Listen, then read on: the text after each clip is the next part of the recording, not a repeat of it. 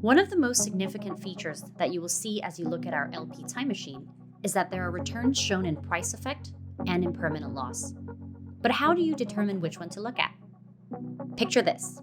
You only had US dollars when you started and had to swap it for the cryptocurrency tokens in the pair in order to provide for the liquidity pool.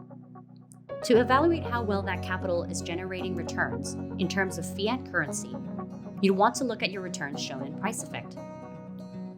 Price effect refers to the net equity value change that is due to the changes in asset prices in a liquidity pool in comparison to your principal.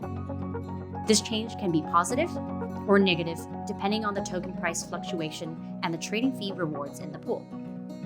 On the other hand, imagine you already had the tokens for your liquidity pair from 10 years ago and plan to hold and never sell them. You're not interested in knowing how it compares to the US dollar principal of when you first got the tokens. But instead, you want to know if you would have made more by simply holding them instead of providing liquidity.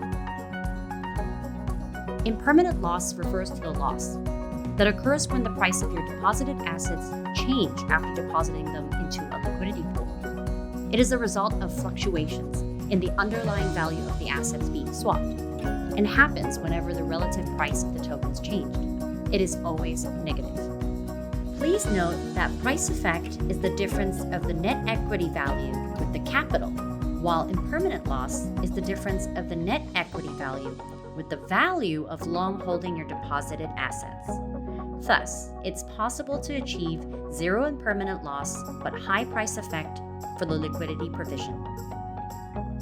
Now that you understand the difference between price effect and impermanent loss, stay tuned for our next video on how we calculate your returns.